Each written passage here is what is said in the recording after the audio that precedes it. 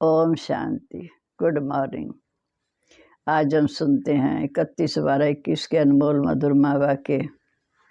आज शुक्रवार, आज के दिन हम प्यारे बाबा को सन्मुख रखते हुए जनवरी मास के लिए विशेष कोई संकल्प करें। हर आत्मा को जनवरी से अखंड योग करना, कम से कम 108 घंटा योग करना है मास का। इसलिए सभी ये लक्ष्य रखें कि बाबा के कमरे में भी आकर 2 घंटा योग करें, घर में भी अमृत वेला करें और दिन में भी टाइम निकाल कर फिर इसका चार्ट लिखकर बाबा को जय आश्रम पे आके सच सच सुनाए। हर एक लक्ष्य रखे कि मुझे इस जनवरी मास में तपस्या करनी है, क्योंकि आने वाली परिस्थितियों का हम सामना तब कर पाएंगे जब हमारे अंदर शक्ति होगी। अमृत वेले बाबा से शक्ति भरनी है, फिर सारे विश्व की आत्मा को प्रकाश देनी है। आज 31/12/21 के अनमोल मधुर माँ वाक्य। बाबा कहते, बच्चे सदा सुखी रहो। जितना बाबा को याद करेंगे सुख मिलेगा, यही बच्चों की आशीर्वाद है। फिर बाबा ने कहा कि जैसे तुम आत्माएं ज्योति बिंदु हो और तुम्हारी पूजा शालिग्राम के रूप में होती है, ऐसे शिव बाबा को सब जानते हैं। शिव बाबा को अपना शरीर तो है नहीं, शिव की प्रतिमा है, शिवलिंग जिसे कहते हैं। इसमें दिखाते हैं कि शिवलिंग के समान है। आत्मा को छिपी हुई नहीं है, आत्मा शरीर के अंदर विराजमान है। आत्मा चेतन शक्ति है। सतयुग त्रेता में हम आत्मानी रहते हैं, द्वापर से देह अभिमान में आते हैं, फिर हमारी पूजा शुरू होती है। सबसे पहले शिव बाबा का मंदिर बनता है, सोमनाथ का। फिर उसके बाद शिव के साथ साथ छोटे छोटे शालिग्राम बनाते हैं। वह आत्माओं की पूजा जो इस समय पुरुषार्थ कर उच्च पद के अधिकारी बनते हैं, उनकी पूजा होती है। फिर बाबा ने कहा कि यहाँ पर 2 प्रकार की पूजा है। एक है निर्विकारी आत्मा अर्थात देवताओं की, एक है आजकल के देहधारियों की। तो जितना बाबा को याद करेंगे उससे हमारे विकर्म विनाश होंगे।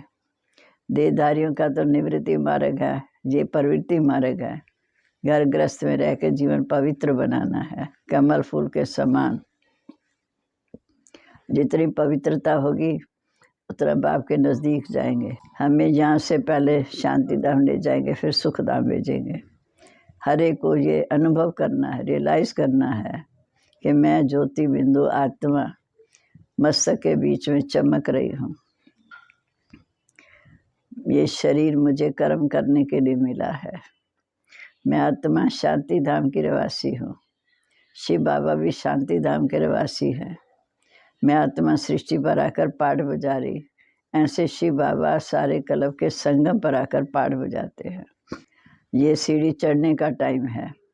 ये संगम युग चढ़ती कला, बाकी संगम युग में उतरती कला। 84 जन्म लेते उतरते उतरते अंत में तमो प्रधान बने हैं। फिर बाप आए हमें सत्व प्रधान बनाने। अब हम सुनते आज की महावाक्य। बाबा कहते, मीठे बच्चे सदा सुखी रहो। जितना याद करेंगे उतना सुख मिलेगा, यही बात तुम बच्चों को आशीर्वाद देते हैं। प्रश्न है, संगम युग पर तुम बच्चे ऐसा कौन सा शुभ कार्य करते हो जो सारे कलम में नहीं होता? पवित्र बनना और बनाना सबसे शुभ कार्य है। पवित्र बनने से तुम पवित्र दुनिया के मालिक बन जाते हो। पवित्र बनने की युक्ति बाप ने बताई कि मीठे बच्चे तुम मुझे लव से याद करो, देही अभिमानी बनो। ऐसी युक्ति सबको सुनानी है। गीत है, किसने ये सब खेल रचाया। ओम शांति।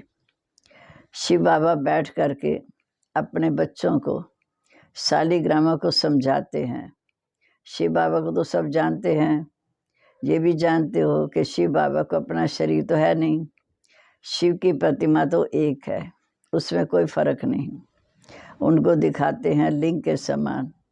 जैसे मनुष्य है मनुष्यों में कोई फर्क नहीं, हर एक के आँख नाक कान सबको हैं।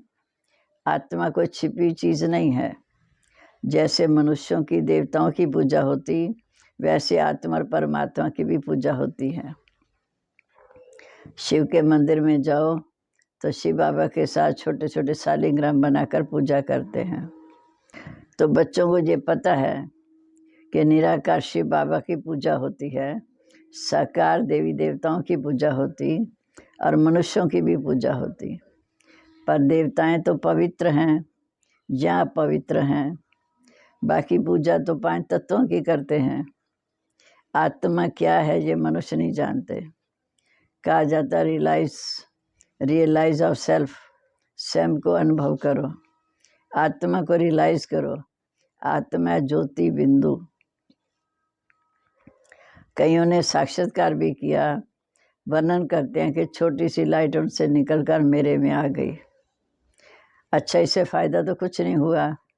नारद और मीरा भक्त में सबसे तीखे गाए जाते हैं।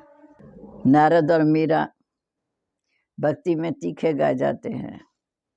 भल साक्षात्कार होते हैं, परंतु सीढ़ी फिर भी नीचे उतरनी है। अल्पकाल के लिए फायदा होता। अब तुम बच्चे आत्म अभिमानी बनते हो। जानते हो अभी हम देहाभिमानी थे, इसके लिए ये नई बातें हैं। आत्मा ही शरीर के द्वारा पढ़ रही है। ये तो एकदम पक्का कर देना चाहिए कि बाबा हमको पढ़ा रहे हैं। पहले ये पक्का निश्चय हो जाए, आत्म अभिमानी बनना ही है, क्योंकि हम आत्माओं का पिता शिव बाबा। आधा कल्प आत्ममानी बनते हैं, फिर आधा कल्प देहाभिमानी बनते हैं। सतयुग त्रेता में आत्ममानी, द्वापर का युग में देहाभिमानी। सतयुग में आत्मा को ये शुद्ध अभिमान नहीं होता कि हम परमात्मा को जानते हैं, क्योंकि वहाँ तो हम परमात्मा को जानते नहीं। शुद्ध अभिमान और अशुद्ध अभिमान होता। कर्तव्य भी शुभ और अशुभ होते हैं। कहा जाता है शुभ कार्य में देरी नहीं करनी चाहिए। बाप कहते मैं तुमको कितना अच्छा बनाता हूँ, तुम पवित्र बनो तो पवित्र दुनिया के मालिक बन जाओ। इन जैसा शुभ कार्य और कोई हो नहीं सकता। तुम पावन थे। अब घड़ी घड़ी बाप कहते बच्चे देही अभिमानी बनो, पवित्र बनो। अपने को आत्मा समझ, बाप से पूरा लव रखो, प्यार रखो। आत्मा का संबंध एक बाप से है। वो बाप बैठ इस समय पढ़ा रहे हैं। ये प्रैक्टिकल की बात है। बेहद के बाप से हम बेहद का वर्षा पा रहे हैं, स्वर्ग का। बाप कहते मीठे मीठे बच्चों, आत्माओं को कहते हैं। आत्मा ही कानों से सुनती है। तुम समझते हो आज हमको कौन मीठे मीठे बच्चे कह रहा है। बाप बच्चों पर लव रहता, बाप का बच्चों पर लव रहता है ना। बहुत खुशी से बच्चों की पालना करते हैं। ये भी बच्चों का बेहद का बाप है। आत्मा कहती है हम शरीर के आर्गन द्वारा सुनते हैं। अज्ञान काल में भी बाप बच्चों का कितना लव रहता है। जानते हैं ये वारिस है, इन्हों का हम लाइक बनाते, कितना सुखी बन जाए, अच्छा वर्षा पाएं। कहते हैं बच्चे जीते रहो, सुखी बनो। ये माँ बाप की आशीर्वाद मिलती है। अब तुम बच्चे जानते हो शिव बाबा में आशीर्वाद दे रहे हैं, सदा सुखी रहो, मुझे याद करो। बाप कितना प्यार से नम्रता से बैठ समझाते हैं। बाप बच्चों का सर्वेंट है। कितने बच्चों की आके सेवा करते हैं। ये बाप कितना बच्चों से प्यार करते हैं। अपने पैरों पर खड़ा होना है। हे आत्माएं जागो, तुम्हें बाप से वर्षा लेना है। देह का भान छोड़ अपने को आत्मा समझो। ये बड़ा भारी सबक है, पाठ है। बाप कितना सहज बताते हैं कि मीठे बच्चे मुझे याद करो। बाप को देखने से बड़ी खुशी होगी। हमारे जैसा बाबा दुनिया में किसी और का हो नहीं सकता, इतना नशा है। तुम जानते हो कि हम आत्मा पतित बनी, अब बाप पावन बनाते हैं। इसलिए पुकारते हैं हे पतित पावन आओ, आकर हमें पावन बनाओ। बाप को याद करने के सिवाय और बाबा कोई तकलीफ नहीं देते। इसका नाम है सहज ज्ञान, सहज राज योग। ये भी बच्चे समझ गए। कि बाप सत्य है, चेतन है, उस आत्मा को ज्ञान का सागर कहते हैं, ज्ञान की अथॉरिटी है। बाप कहते मैं सभी वेदों शास्त्रों को जानता हूँ, अथॉरिटी हूँ। भक्ति मार्ग में चित्र ही दिखाते हैं। कहते विष्णु की नाभि से ब्रह्मा निकला, उनको फिर शास्त्र दिए। बाबा ब्रह्मा द्वारा सब वेदों शास्त्रों का सार समझाते हैं। बाप सभी बातें अच्छी रीति बैठ समझाते हैं। अब ब्रह्मा तो है सूक्ष्म वतन में, भगवान हो गया सूक्ष्म वतन में। अब सूक्ष्म वतन में किसको ज्ञान सुनाएंगे? तो सब सूक्ष्म शरीरधारी हैं, जरूर जहाँ कर सुनाएंगे ना। ये बड़ी समझने की बातें हैं। ब्रह्मा द्वारा सब वेदों शास्त्रों का सार बाप आकर सुनाते हैं। अब तुम प्रैक्टिकल में जानते हो कैसे भगवान आकर ब्रह्मा द्वारा में सुनाते हैं। बच्चों का था खुशी होनी चाहिए। मनुष्य 5-10 लाख कमाते हैं, कितनी खुशी होती। यहाँ तो बाप बच्चों का खजाना भरपूर करते हैं। कहते हैं मुझे याद करो तो तुम सोने जैसे बन जाएंगे। ये भारत सोने की चिड़िया था। जानते हो बाबा मूल वतन से आकर ब्रह्मा द्वारा हमको शास्त्रों का सार समझाते और उस योग यज्ञ तप दान पुण्य आदि से मुक्ति में कोई नहीं पा सकता।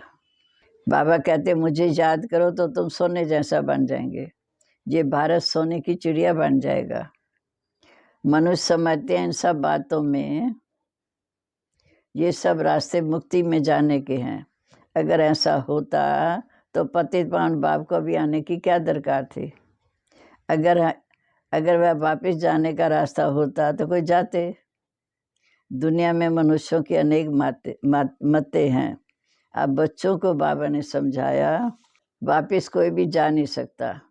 मैं आकर ब्रह्मा द्वारा सब सार समझाता हूँ। इसने भी बहुत गुरु किए। ब्रह्मा बाबा ने 12 गुरु किए। पढ़ा लिखा है। बाप कहते हैं सबको भूल जाओ, पतित पावन एक परमपिता परमात्मा को कहेंगे। ये मनुष्य सृष्टि का बीज रूप है, वृक्षपति है, चेतन है। आत्माएं सब चेतन है। तुम जानते हो मूल वतन में जाकर फिर आएंगे पाठ बजाने। आधा कलव सुख का पाठ बजाएंगे। सारा मदार पढ़ाई पर है। सतयुग त्रेता सुख, द्वापर कलयुग दुख। तो सारा मदार पढ़ाई पर है। जितना पढ़ेंगे पढ़ाएंगे उतना ऊंच पद पाएंगे। ये पढ़ाई बहुत ऊंची है। इस पढ़ाई का लक्ष्य है नर से नारायण, नारी से श्री लक्ष्मी पद पाना। जब आदि सनातन देवी देवता धर्म था तब कोई हिंसा की बात नहीं थी, ना वहाँ कोई विकार होता। अब तुम समझाते हो कि इस समय अनेक धर्म हैं। सब सतयुग में एक धर्म होगा, एक भाषा होगी। अद्वैत धर्म तुम्हारा स्थापन हो रहा है, जहाँ पर एक धर्म एक राज्य हो। अद्वैत व देवता एक अक्षर हो जाता। अब तुम देवता धर्म के बन रहे हो। गीत भी है ना, बाबा मैं आपसे की जन्म के लिए सारे विश्व की भाषा लेते हैं। बच्चे नशे से कहते हैं मैं आपसे 21 जन्म के लिए सारे विश्व की भाषा ही लेते हैं। फिर बाबा कहते तुम बच्चे जानते हो हम श्री मत पर अपनी राजधानी स्थापन कर रहे हैं। हम ही विश्व के मालिक बनते हैं। हम होंगे भी भारत में ही। दिल्ली के आसपास ही नदियों पर होंगे, जहाँ सदैव बाहरी मौसम होता। सब सुखी रहते, प्रकृति भी सतो प्रधान होती। तुम समझ सकते हो हम कैसे दैवी राज्य स्थापन कर रहे हैं। तो बच्चों को बाप की याद में रह बड़ा खुशी में रहना चाहिए।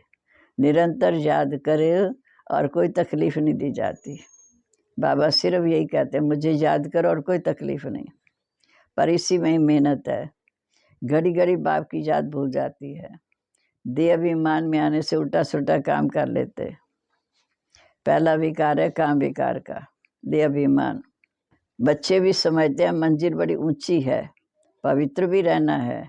तुम हो इस समय सच्चे सच्चे ब्राह्मण, जग रक्षक।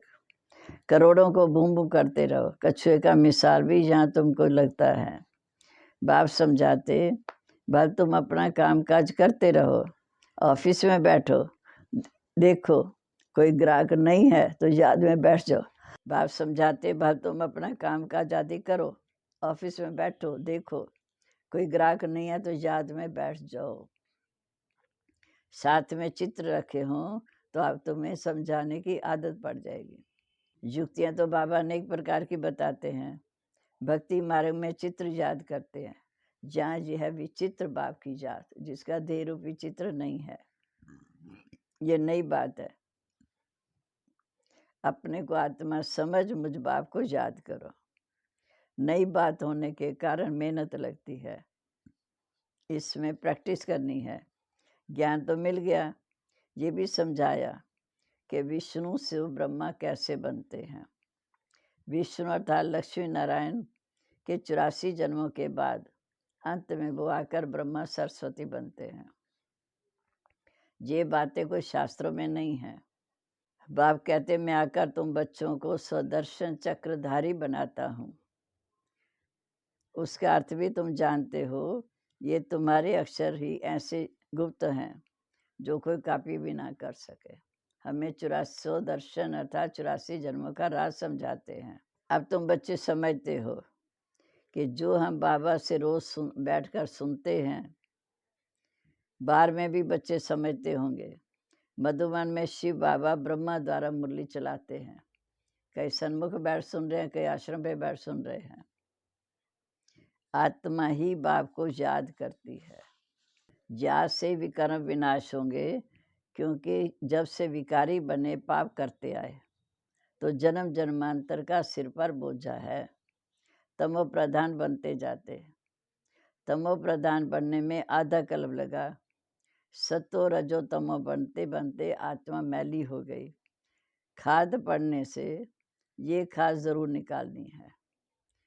सतो प्रधान से सतो रजो तमो में आए, जन्म मरण के चक्कर में आए तो खाद पड़ गई। अब इसे निकालना है तो निकलेगी बाप की याद से। खाद निकलेगी बाप की याद से सिवाय आत्मा से खाद निकल नहीं सकती। फिर हम उड़ नहीं सकते। माया रावण सबके पंख काट देती है। ये भी समझ की बात है। मोक्ष आदि तो किसी को मिल नहीं सकता। अर्थात कोई कहे जन्म मरण से छूट जाए, बाबा कहते नहीं। बुलाते हैं, हाँ पतितों का आकर पान बनाओ, बस इसमें और कोई की बात नहीं। बाप शिक्षा देते, तुम तमो प्रधान से सतो प्रधान कैसे बनेंगे। बच्चों को लिखते भी रहते हैं, बच्चे तुम बाप को भूलने से तमो प्रधान बने हो। अब बाप को याद करो तो सतो प्रधान बनेंगे। सतो प्रधान फिर विश्व का मालिक बनेंगे। तुम आत्मा में 84 जन्मों का ज्ञान है। 84 का चक्कर पूरा हुआ। आत्मा में कितना भारी पाठ भरा हुआ है, ये वंडर लगता है ना। इतनी छोटी आत्मा में कितना भारी पाठ है। अभी बाप समझा रहे हैं, तुम आत्माएं 84 जन्म भोगती हो। एक शरीर छोड़ दूसरा लेते हो। पुनर्जन्म लेते लेते सीढ़ी नीचे उतरते आए। और फिर सतो प्रधान बनकर फिर राज्य करना है। कितनी खुशी होनी चाहिए। बाबा हमको बेहद का वर्षा कलब कलब ही देते हैं। तुम बच्चों का पहचान मिली। तुम जानते हो हम अल्लाह के दाने बनते हैं। फिर नंबरवार राज्य करेंगे। वहाँ की राजधानी की रस्म रिवाज अलग होगी। उसके लिए फालतू ख्यालात चलने की दरकार नहीं। वहाँ के राजधानी की जो रस्म रिवाज होगी वहाँ चल के देखेंगे। अभी फालतू बात में ख्याल नहीं। अच्छा, मीठे मीठे सिक्के लदे बच्चों प्रेत माता पिता बाप दादा का याद प्यार। Good morning. रूहानी बाप की रूहानी बच्चों को नमस्ते। रूहानी बच्चों की रूहानी बाप दादा को नमस्ते। नमस्ते बाबा, गुड मॉर्निंग। शुक्रिया बाबा, शुक्रिया। कितनी अच्छी हमें शिक्षाएं देकर नई दुनिया में चलने लायक बना रहे हैं। अब धारणा के लिए मुख्य सार। पहली पॉइंट, शुभ कार्य में देरी नहीं करनी है। पवित्र बन बाप से पूरा वर्षा लेना है। अपने को लायक बनाकर अपने पैरों पर खड़ा होना है। एक बाप से पूरा लव रखना है। दूसरा, कामकाज करते एक विचित्र भाव को याद करना है। कोई भी व्यर्थ ख्यालात नहीं करने हैं। सतो प्रधान बनना है। अपार खुशी में रहना है। अब आज का वरदान। श्रेष्ठ मत के आधार पर मायावी संग दोष से परे रहने वाले शक्ति स्वरूप भव। श्रेष्ठ मत के आधार पर मायावी संग दोष से परे रहने वाले शक्ति स्वरूप भव। बच्चों की एक कंप्लेंट रहती है कि संबंधी नहीं सुनते, संग अच्छा नहीं है, इस कारण शक्तिशाली नहीं बन सकते। लेकिन श्रेष्ठ मत के आधार पर ज्ञान स्वरूप शक्ति स्वरूप के वरदानी बन अपनी स्थिति को अचल बनाओ। साक्षी होकर हर एक का पाठ देखो। अपने सतगुणी चार्ट में स्थित रहो। सदा भाव के संग में रहो तो तमोगुणी सत्वगुणी आत्मा के संग के रंग का प्रभाव तुम पर पड़ेगा। भाव के संग में रहेंगे तो सत्वगुणी बनने का प्रभाव पड़ेगा। स्लोगन है, कर्म योगी वो है जो कर्म के कलम वृक्ष की डाली पर बैठ कर्म करते भी उपराम स्थिति में रहे। कर्म योगी वो है जो कर्म के कलम वृक्ष की डाली पर बैठ कर्म करते भी उपराम स्थिति में रहे। कर्म करते भी उपराम कि मैं श्रीमद् परमान कार्य कर रही हूँ। कर्म करावनहार बाबा है। ओम शांति। अभी हम प्यारे बाबा को याद करेंगे, शुक्रिया मनाएंगे और आगे के नए साल के लिए कोई ना कोई संकल्प मन में करके बाबा के आगे रखेंगे ताकि बाबा हमें शक्ति दे। रोज़ का चार्ट रखेंगे, कम से कम 3-3.5 घंटे का योग होगा तब 108 बनेंगे। ओम शांति।